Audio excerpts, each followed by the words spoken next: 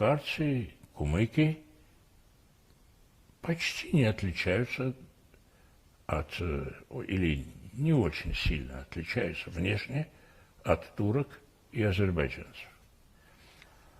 Но это вопросы более давние. Это вопросы, когда существовал еще такой давний сино-кавказский проязык. Он существовал. Это научно доказано.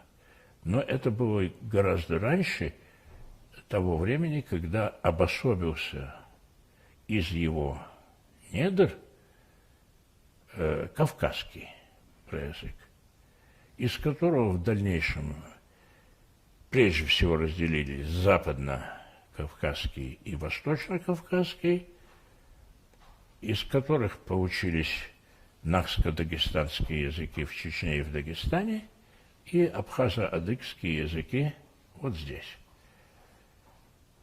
Те и другие были распространены шире в древности, потому что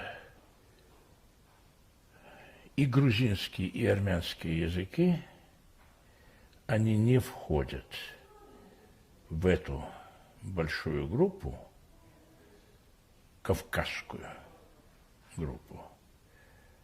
Они входят в другую группу настратических языков, армянский в индоевропейские, грузинский в особую группу, именно, собственно, картвельскую, грузинскую группу. И они ближе друг к другу, чем вот к кавказским языкам. Но они сложились не над современной территорией Кавказа. Они сложились не очень далеко, на территории современной Восточной Турции, но все-таки вне современных территорий Республики Грузии и Республики Армения, скажем так. Хотя древняя Грузия и древняя Армения захватывают те области, где они сложились. Но сейчас их там носителей, собственно, в Турции почти не осталось.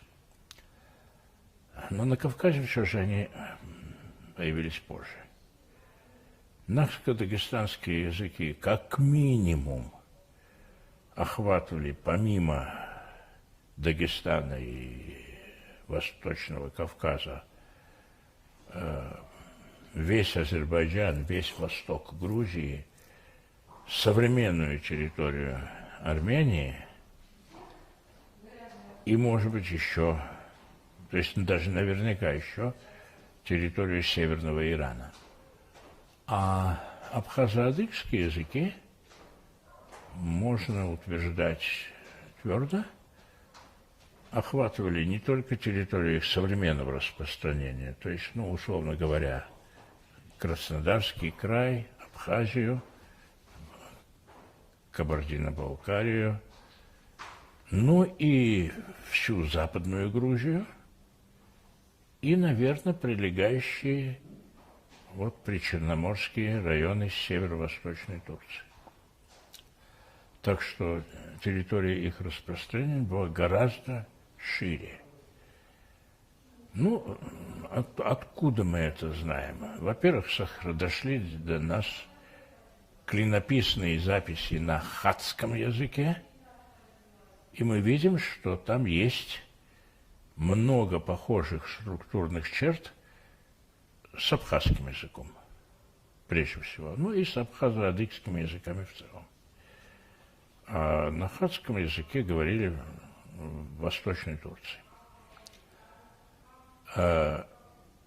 Во всей Западной Грузии есть такие гидронимы, то есть названия рек, в которых входит корень «пс». Ну, например, Супса. Есть такая река и поселок или городок такой в Западной Грузии.